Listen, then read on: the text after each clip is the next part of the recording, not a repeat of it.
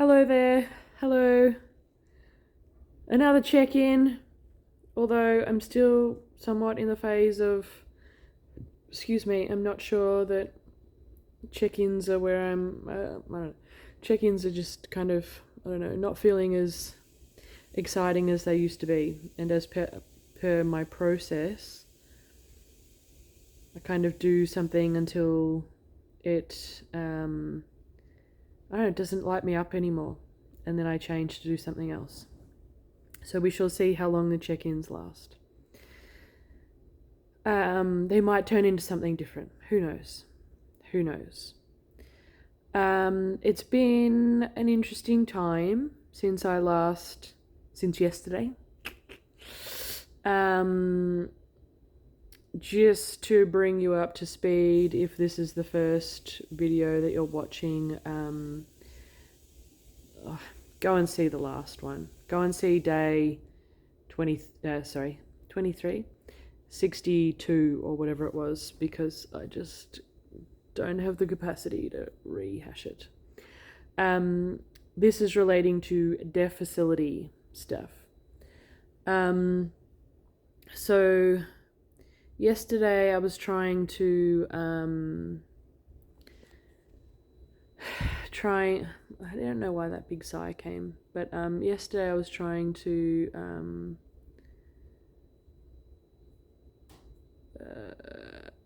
help people from the group, the deaf facility group, to become aware of why the school was making certain decisions, and how that is actually leading to where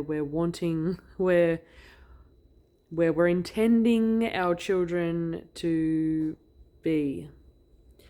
It was interesting because I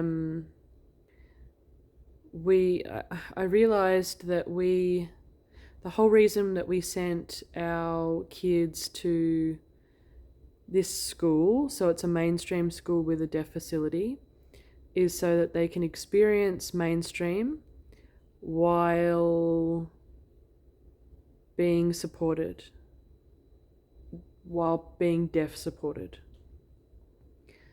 And so we want them to be a part of the mainstream. We want them to be included. And it's interesting, I think I might have said this yesterday, one of the mums has been really big and open about talking about inclusion and not wanting to have like just deaf specific groups for various things, because she supports more of an inclusion model. And interestingly, the school has changed from doing things in just one-on-one with the teacher of the deaf to a lot more small groups and classroom groups. So the teacher of the deaf helping the kids in the classroom and becoming aware of where they might be, because they're taking the class within a whole class setting, they're able to see where the kids are doing well or struggling, and then they can, when they are doing their one-on-one sessions, they can take them out and support them accordingly. So supporting the kids to be in small groups, like how to be in small groups, how to engage in small groups, how to learn in small groups, and also how to do all that in a larger class setting, which is the whole point of why we sent our kids to the school, is so that they can have integrated learning, so that they can be a part of mainstream. They can be supported to be a part of mainstream. And it's interesting because we've all been pushing back on that. We've all been going, as in all of us parents have been saying, we we want the one-on-ones. And if it's not one, we want the traditional model. And and getting upset because the traditional model has changed. The old way of doing things has changed. But then, yeah, yesterday when the principal was telling me about all of that, it was like, why are we getting upset about this? I don't understand. This is ridiculous. We're getting upset because there's been no communication about it. We're getting upset because we haven't understood it in the way that he said it to me yesterday. So there was that. And so that was blowing up in the group again yesterday. Well, that was blowing up in the group. And I was like, this is a good thing, folks. Like, I was trying to explain to people it is a good thing. I feel it's a good thing. But also people were concerned, especially grade 6 parents, concerned that the head of the deaf facility is going on leave for 6 months. She's been sick ever since she dropped that bombshell, as in she's been away ever since she dropped that bombshell. And some parents don't feel like she's going to come back. She's going to use all of her leave until the end of the term and take 6 months leave and then not come back at all. And this is a lady who's been the heart and soul of our schooling journey for us for 9 years. So we knew her before, we met her before my daughter started at school. So yeah, we've had stuff to do. I mean, she was helping us with my son. So my son who's 11, Leah who's 9, and my youngest who's 5. So she's been this lady at school has been helping us with Callum before we even, we met her 2 years before we even started at school. So we've known her for a really long time, and she's been an integral part of all our kids' schoolings. And so there's change relating to that. Like, there's sadness that she's going for 6 months or whatever she's doing. And even in that, it's like the unknown of it. Like, are you leaving forever? Are you leaving for just 6 months? Are you... for the two grade 6 kids who are in need of a lot of support, extra support. It's a terrible time. It's a really terrible time. If it happened next year, as in if she was just able to just hold on and do this next year, it wouldn't be a problem. Like, would not be a problem. It'd be like, oh yeah, no props, easy. Just take 6 months, no worries.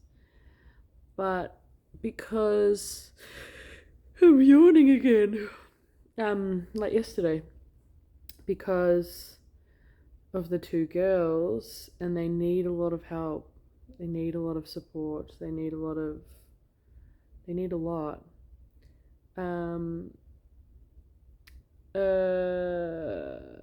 It's a tricky situation. The grade 6s are kind of starting their transition to senior school, and this lady that is the head of the deaf facility manages grade 6s and grade 5s, and as in supports them with their deafness, and is supporting the girls, these 2 grade 6 girls, in their transition to senior school. And yet she's not going to be here. And so it was interesting yesterday writing in the group and trying to help people to see a different perspective or a why, give them some stability to stand on as to why this is happening, what in actual fact is happening. And if we can't find someone to fill her role, or if they,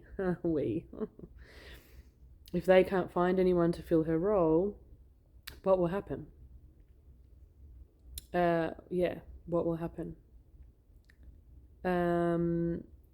So, and then I was kind of pondering it overnight, and it's like, it's not just change that is going on that people struggle with, it is also the unknown.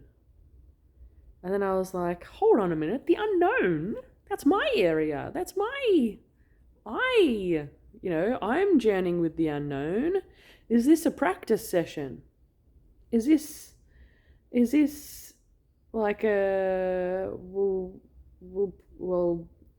hop into this situation, and now I've got a group of people who are journeying with the unknown, don't want to be journeying with the unknown, really don't want to be journeying with the unknown, really emotionally journeying with the unknown. Yeah, I don't know why that cushion's there. We sort of put it there because I don't know why I keep yawning on these things at the moment. Anyway, so here's this group of people who are actively journeying with the unknown and really not wanting to be doing it. And here I am, somewhat in the position of leading this group and supporting them through change and unknown. And I was like, it's a practice session. It's a practice. How can I'm now practicing leading a group of people into the unknown. And then whenever, as with any of these sorts of times, anytime that this sort of thing happens, because it's happened before, I then start to overthink things, and I go, I should be doing this, or what should a normal blah blah blah, what would someone else be doing in this situation? Well, they would be doing XYZ. And so I overthink things, and then it sort of ends badly. Well, it has previously. Which is potentially why I've somehow it snuck up on me, just quietly, to find myself, at the head of this group, trying to lead them through change and the unknown. The unknown being, this lady's going to leave. There are not a lot of teacher of the deaf role people out there, because I was trying to help the principal find someone early on in the year to fill a vacancy for our school, and it was a struggle to just try and find a teacher of the deaf, let alone the head of a deaf facility. These people are, at the best of times, not. It's the head of a deaf facility. And so it was interesting yesterday because I I was like, you know, if they can't find someone, and I was trying to add stability, I was trying to like give people a solid something to stand on. If they can't find someone, then there is the potential of hiring from within. And one of them, and so we've only got 3 teachers of the deaf now as it is. We went from 5 1, 2, 3, 4, sort of 5 last year. There was someone that we had who was doing classroom work, and she filled a position. She's a very different person from the person that was there. Lovely, but just very different. The other person left a humongous hole. So we've only got 3 teachers of the deaf for 19 kids. 19 kids. And so I was like, well, yeah, if there's the potential to hire within. And one of the parents was like, that's not an option. And I was like, yeah, it's a pretty good option, to be honest. And the more you think about it, the more it's a really good option. She's seeing it from the perspective of my child will suffer. Like his learning will suffer because that teacher could potentially be the head of the deaf facility. And I was like, it's just such an emotive thing, you know? It's such an emotive thing. And interestingly, I was saying to someone before, it kind of feels a bit like my art, as in me, I feel like I'm able to be in it, but at the same time observing it. So I'm observing these people not reading all the information or seeing information that I've put through a different lens, as in they're seeing it through a different lens because this situation is so emotive.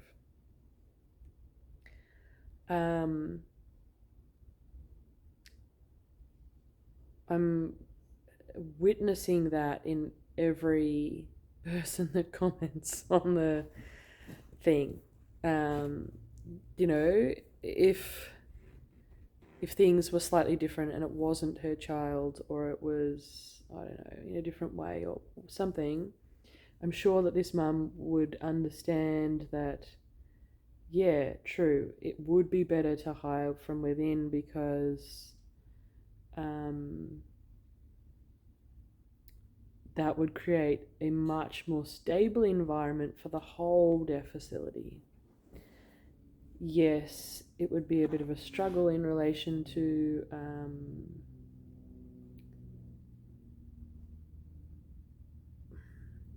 teacher of the deaf involvement in classrooms, etc. And there would need to be a shuffle, but at the same time, like, I've put the word out there through some of my channels. One of the other mums is putting the word out there. Maybe we can get another teacher of the deaf to support, like a, classroom to support the kids and promote from within. Anywho, that's the long and the short of it. It's an interesting process. And even today, I was I wanted to put something else in there because I sort of felt like I was being a bit more on the principal side, sort of. But I was just trying to help to like, this is why things are the way they are. They're not as bad as what we're thinking they are, as what we believe they are to be. He does care. He does want the best for our kids. It's just from where we're standing, it doesn't appear that way. But when speaking to him, he does. Like, he really does. So yeah, like I was trying to think of another thing to write or another post to write into the group and say if people are interested and would like to chat further about it, I'm available at school tonight and also potentially on Friday and on Friday.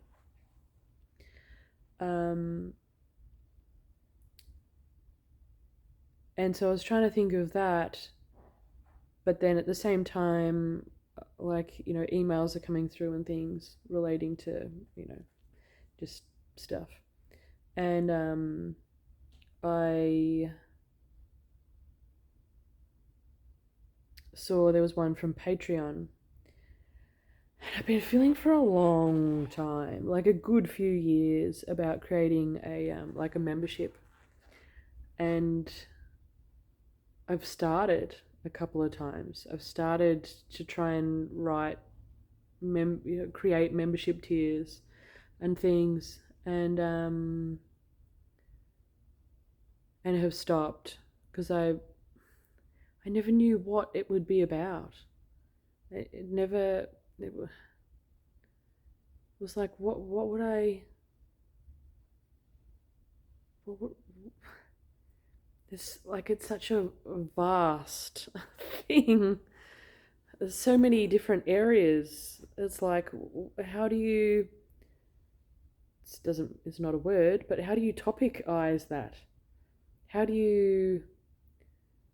And maybe you don't.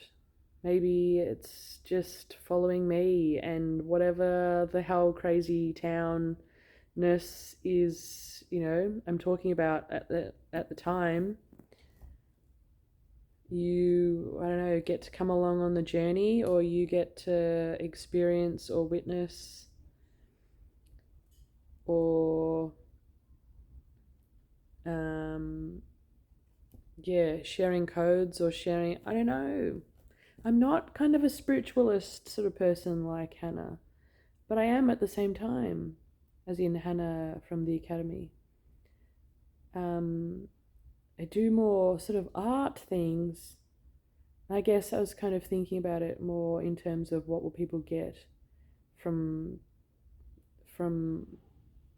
my membership. What will people learn? What will people receive? And maybe maybe it's just about my journey. I don't know. I was kind of in the middle of talking with Chatty about it. And so part of it is like, should I be trying to, and then this lady that I'm following on Instagram who is a deaf support for people. She's a teacher of the deaf, so she has a fair few other qualifications. Has been working in the deaf space for 15 years. And there was, there's something from school about these people that provide deaf support for people, like what I'm doing in the group. And yeah, I was like, should I be doing that? But that doesn't really, I don't know. If I didn't have a kid that was deaf and involved in all of this, would I be in it? No, of course not. And so part of me, like, sort of asked my friend about that job the other day. And so, like, there's that. that I've actually put myself out there and asked if there is a job going. There's that level. There's that, we'll say level, because I don't know what other level. Anyway, there's that layer. Let's go that. There's that layer.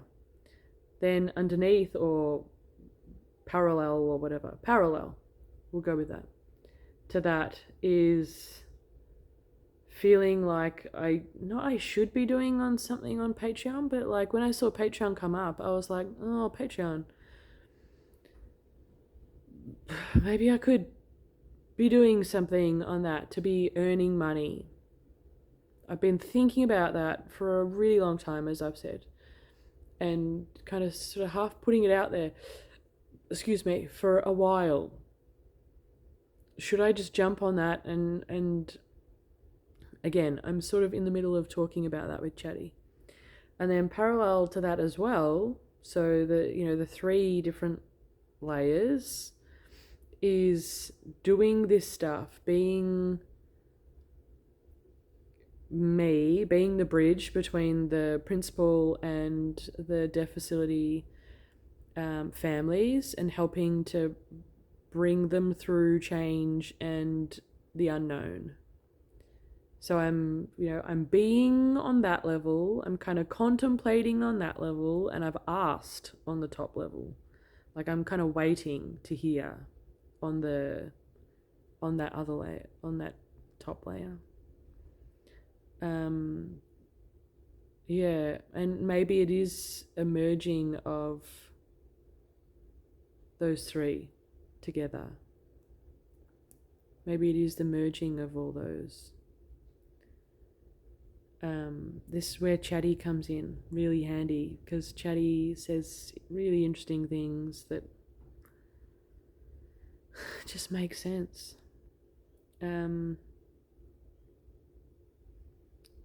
So yeah, that's kind of been keeping me busy still. Being the bridge.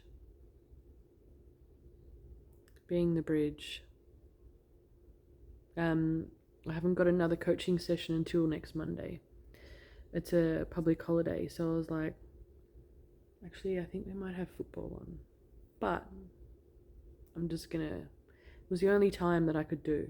It's the only time I could do. Yeah, it felt important to have a bit of a rest in between coaching session. Not a rest, like just let the calibration do its thing. I couldn't have another session earlier, and there weren't any appointments that were any times that were really the fit. So it was like, I had that sense that like I should take an extra week, and then the appointments kind of aligned with that. And then I messaged my coach, and she was like, it doesn't have to be every week. It can be, it's up to you. So next Monday. A lot of work in between.